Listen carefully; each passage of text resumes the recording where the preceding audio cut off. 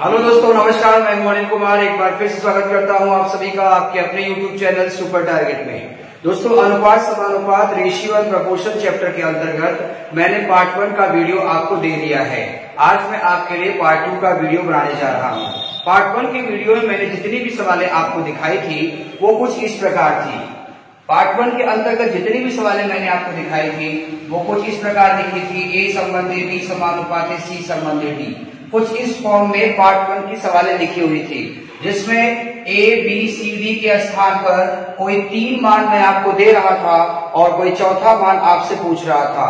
Question mark या तो ए के स्थान पे लग रहा था, या तो बी या फिर सी या डी के स्थान पे लग रहा था। यानी इन चारों स्थान में से किसी एक स्थान का मान आपसे पूछा जा रहा था, बाकी 3 का मान आपको दे दिया जा रहा था। तो वो पार्ट 1 की सवालें थी। दोस्तों, आज पार्ट 2 में आज क्या पढ़ने वाले हैं आप? आज पार्ट 2 में इन्हीं चारों स्थान के नाम पर आपसे क्वेश्चन पूछे जाएंगे। जी हाँ, जिस तरह से मैंने डी के स्थान पे क्वेश्चन मार्क लगा दिया तो आपको समझ में आ रहा होगा कि मैं डी का मान पूछ रहा हूँ, लेकिन पार्ट 2 के सवाल में ऐसा नहीं होगा। पार्ट 2 के प्रश्न में इसी का नाम बोलेगा। प्रश्न में वो 3 तो मान आपको देगा, 3 वैल्यू देगा और किसी चौथे का मान पूछेगा तो उसका नाम लेकर पूछेगा। बताना चाहूंगा, जो पहले स्थान पर लिखा रहता है उसका नाम है प्रथमानुपात। जी हाँ, इसका नाम है प्रथमानुपात। उसी तरह से बी पर जो लिखा है उसका नाम है द्वितीयानुपात, और सी पर जो लिखा है उसका नाम है तृतीयानुपात, और डी पर जो लिखा है उसका नाम है चतुर्थानुपात। यही 4 अनुपात ही नहीं होते दोस्तों, इसके अलावा भी बहुत सारे अनुपात होते हैं, जैसे वर्गानुपात हो गया, जटिल अनुपात हो गया, घनानुपात हो गया, व्युत्क्रमानुपात हो गया। तो पार्ट 2 की जितनी भी सवालें होने वाली हैं उसमें कम से कम 3 या 2 वैल्यू आपको दे दिए जाएंगे और आपसे कोई न कोई अनुपात पूछ लिया जाएगा। चाहे वो प्रथमानुपात पूछा जाए, चाहे वो द्वितीयानुपात, चाहे तृतीयानुपात, चाहे चतुर्थानुपात, मतलब किसी न किसी नाम को लेकर आपसे अनुपात पूछा जाएगा। तो आज का वीडियो काफी इंटरेस्टिंग होने वाला है, इसके लिए वीडियो के साथ अंत तक बने रहिएगा। और अगर आप हमारे चैनल पर नए हैं तो वीडियो को लाइक करके चैनल को सब्सक्राइब कर दीजिएगा और बेल आइकॉन दबाना बिल्कुल मत भूलिएगा, नहीं तो हमारे आने वाले वीडियो का नोटिफिकेशन आपको नहीं मिल पाएगा। आइए मैं इससे रिलेटेड आपको ढेरों सारे प्रश्न कराता हूं ताकि आपको समझ में आ जाए कि किस तरह से प्रथमा, द्वितीया, तृतीया, चतुर्था और मध्यानुपात, जटिलानुपात और मिश्रानुपात किस तरह से निकाला जाएगा। आइए शुरू करते हैं।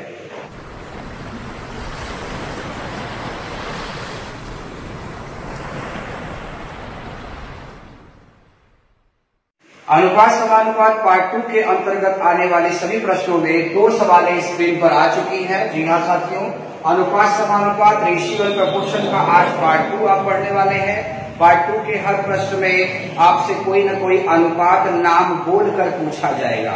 जिस कड़ी में 2 प्रश्न स्क्रीन पर लिखे हुए हैं। पहला प्रश्न है 6,5,21 का चतुर्थानुपात ज्ञात कीजिए। दूसरा प्रश्न में भी चतुर्थानुपात ही पूछा गया है, लेकिन जो डाटा दिया गया है वो दशमलव में दिया गया है, तो घबराने की बात नहीं है। कैसे लगाएंगे आप? चतुर्थानुपात आपसे पूछ रहा है तो पहले जो पद दिया गया है उसे आप अनुपात के रूप में लिखिए, यानी कुछ इस तरह से लिखिए। ए संबंधी बी समानुपात सी संबंधी डी के फॉर्म में लिखिए। जहां ए लिखा है वो प्रथमा है, जहां बी लिखा है वो द्वितीया है, जहां सी लिखा है वो तृतीया है और जहां डी लिखा है वो चतुर्था है। तो आपसे चतुर्थानुपात पूछा गया है, यानी डी का मान पूछा गया है। तो बाकी ए बी सी का मान आपको दिया गया है, तो इन तीनों मान को ए बी सी के स्थान पे आप रख दीजिए। जहां ए लिखा है वहां 6 लिखिए, 6:5, फिर समानुपाते 21 संबंधी डी के स्थान पे आप x मान लीजिए। अब इसी को हल कर दीजिए। आप जानते हैं कि अनुपात का मतलब बटा होता है और समानुपात का मतलब बराबर। इसे आप लिख सकते हैं 21/x। अब धीरे धीरे इसे काट दीजिए। 3 दूना 6, 3 7 21 हो गया।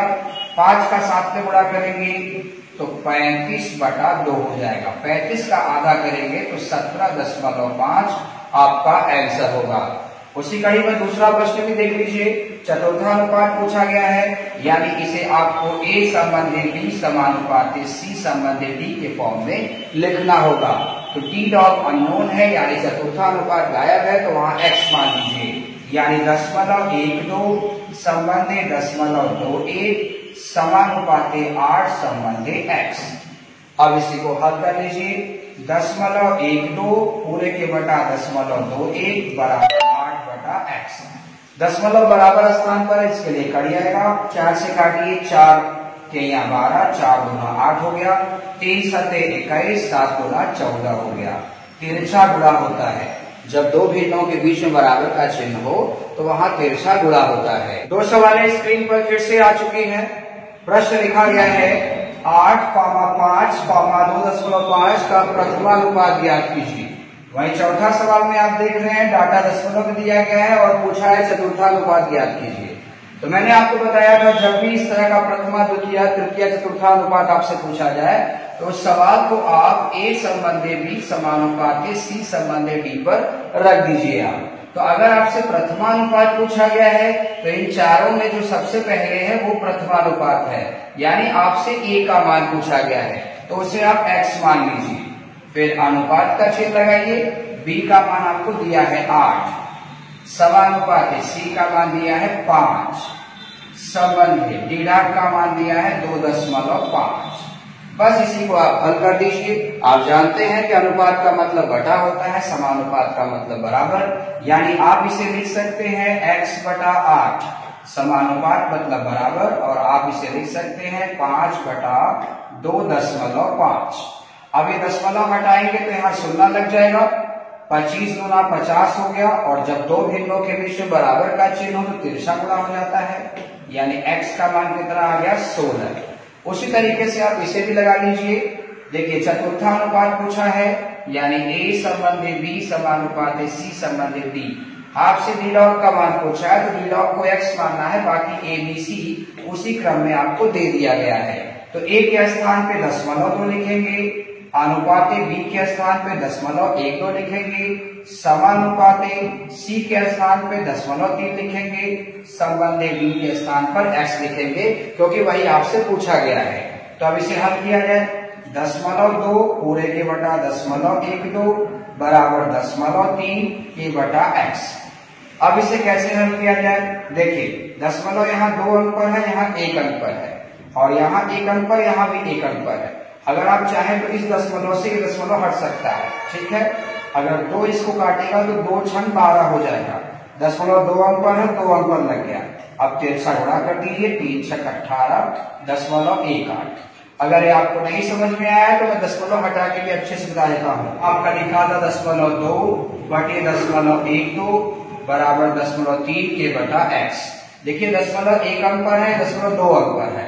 दशमलव तभी हटता है जब दशमलव दोनों ही स्थान पर बराबर हो, लेकिन यहाँ 1 अंक पर है, यहाँ 2 अंक पर है, तो ऊपर 1 अंक कम है, तो जहां कम है वहां 0 दे दीजिए, जितना कम है उतना 0। यहाँ 1 कम है तो 1 0 दे दीजिए। अब इसे हल करिए, 4 से काटिए, 4 5 20 और 4 3 12। तिरछा गुणा करिए, इसका इसमें करिए, इसका इसमें। x का 5 गुणा करेंगे तो 5x हो जाएगा, 3 का 3 गुणा करेंगे तो 3 3 का 9, 0.9 आ गया। तो x बराबर 0.9 बटा 5। अब दशमलव हटाएंगे तो शून्य नीचे लगाएंगे। अब 9 में 50 का भाग कर देंगे आप तो 0.18 आपका आंसर आएगा। आइए दोस्तों आगे की सवाल देखा जाए। 2 सवालें फिर से स्क्रीन पर आ चुकी हैं। प्रश्न पूछा गया है 12 और 30 का तृतीयानुपात ज्ञात कीजिए, और छठा सवाल भी आप देख रहे हैं, उसमें भी आपसे तृतीयानुपात ही पूछा गया है, बट जो वैल्यू है वो अनुपात में दिया गया है। दोस्तों मैंने कहा था प्रथमानुपात, द्वितीयानुपात, तृतीयानुपात और चतुर्थानुपात, इन 4 में से अगर कोई भी अनुपात पूछेगा तो आपको उस प्रश्न को a संबंधे b समानुपाते c संबंधे d पर फिट कर देना है। तो तृतीया का मतलब a प्रथमा है, b द्वितीया है, तो c तृतीया ही होगा। तो भाई अगर एक अनुपात पूछ रहा है तो बाकी 3 वैल्यू देना चाहिए उसको, लेकिन जरा आप प्रश्न पे गौर करिए, सिर्फ 2 ही वैल्यू दिया है, इसमें भी सिर्फ 2 ही वैल्यू दिया है। तो याद रख लीजिएगा, अगर कॉपी पर लिख रहे हैं तो लिख लीजिएगा कि अगर जरूरत 3 वैल्यू की हो, जैसे हमें अगर c का मान चाहिए तो हमें a b d 3 की जरूरत है ना, तो जरूरत अगर 3 की हो और दिया सिर्फ 2 ही गया हो तो उस स्थिति में लास्ट वाले को आप ऑटोमेटिक बढ़ा देंगे, लास्ट वाले को आप ऑटोमेटिक बढ़ा देंगे। और जो पूछा गया है वो न निकालकर अगला पद निकालेंगे। यानी आपसे तृतीया पूछा गया है तो आप चतुर्था यानी एक्स निकालेंगे। यही इसका नियम है दोस्तों। फिर से लिख लीजिएगा कि अगर जरूरत 3 वैल्यू की हो और दिया सिर्फ 2 ही गया हो तो अंतिम वाले को बढ़ाकर 3 वैल्यू पूरा कर लीजिएगा और जो पूछा गया है वो न निकालकर अगला पद निकालिएगा। अगर दोस्तों यही 3 वैल्यू यहाँ दिया गया होता, प्रेम से 3 का तीनों वैल्यू दे दिया गया होता और आपसे पूछा होता तृतीय अनुपात ज्ञात कीजिए, तब मैं डी नहीं निकालता, तब मैं सी का ही मान निकालता और ए बी के स्थान पर और डी के स्थान पर मान मैं रख देता। लेकिन ऐसे प्रश्न में नहीं दिया है। तो आइए कैसे लगाएंगे देखते हैं। तो ए के स्थान पे आप 12 लिखने वाले हैं, संबंधी बी के स्थान पर 30 समानुपाते सी के स्थान पर आप 30 लिखने वाले हैं और डी के स्थान पर एक्स लिखने वाले हैं। अब हल करिए 12/30 बराबर 30/x। अब आपको x का मान निकालना है तो आप तिरछा गुणा करिए या ऊपर का ऊपर ही काट दीजिए। 6 गुना 12 कर सकते हैं, 6 5 30 कर सकते हैं, 2 से काटेंगे 15 बार में, अब 15 बचे कितना हो जाएगा 75। यानी तृतीय अनुपात यहाँ आ गया 75। उसी तरह से इसे भी सेट कर लीजिए। तृतीय अनुपात पूछा है यानी डी का मान पूछा है। देखिए पूछा तो सी का मान लेकिन 3 तो वैल्यू दिया नहीं। अगर 3 वैल्यू दिया होता तो मैं सी का ही मान निकालता। तो उस स्थिति में 3 वैल्यू को मैं ए बी और सी के स्थान पर रखूंगा, डी का मान निकालूंगा। यानी 0.36 संबंधी 0.48 समानुपाती 0.48 संबंधी एक्स। अब इसे हल करेंगे 0.36 बटा 0.48 बराबर 0.48 के बाई एक्स। देखिए दशमलव बराबर स्थान पे हट जाएगा। 12 दिया 36, 12 चौक 48 हो जाएगा। ठीक है, 3 से काटिए इसे, 3 16 48, दशमलव 16 आ गया। 16 चौका 64 होता है, यानी आपका उत्तर आ जाएगा 0.64। आइए और भी प्रश्न मैं आपको दिखाता। आइए 2 सवालें फिर से आ चुकी है। प्रश्न है 9 और 25 का मध्यानुपात ज्ञात कीजिए। उसी तरह से नीचे भी एक प्रश्न लिखा गया है, मध्यानुपात ही पूछा गया है परंतु डाटा दशमलव में दिया गया है। कैसे निकालेंगे मध्यानुपात? प्रथमा पता है, द्वितीय पता है, तृतीय पता है, चतुर्थानुपात पता है, लेकिन मध्यानुपात कहाँ है? आइए मैं आपको बताता हूं दोस्तों। देखिए ए संबंधे बी समानुपाते सी संबंधे डी में ये जो बीच का वाला भाग है बी और सी, इसी को कहा जाता है मध्यानुपात। मध्य का मतलब बीच में। तो अगर 4 लाइन हमने खींच दिया तो बीच में यही 2 लाइन होगा। बीच का मतलब उसके दोनों साइड बराबर होना चाहिए। तो अगर बीच में बी ले लेंगे तो इधर 2 हो जाएगा, इधर 1 हो जाएगा। अब बीच में सी ले लेंगे तो इधर 2 और इधर 1 हो जाएगा। अब बीच का मतलब दोनों तरफ बराबर होना चाहिए, यानी बीच का मान क्या है? बी और सी। तो मध्यानुपात पूछने का मतलब वो एक साथ आपसे बी और सी का मान पूछना चाहता है। तो अगर आप इस पर रख के लगाना चाहते हैं, ध्यान दीजिएगा, अगर आप इसी पर रख के लगाना चाहते हैं तो b के स्थान पर x मानिए और c के स्थान पर भी x मानिए, क्योंकि b और c दोनों का मान एक साथ पूछ रहा है।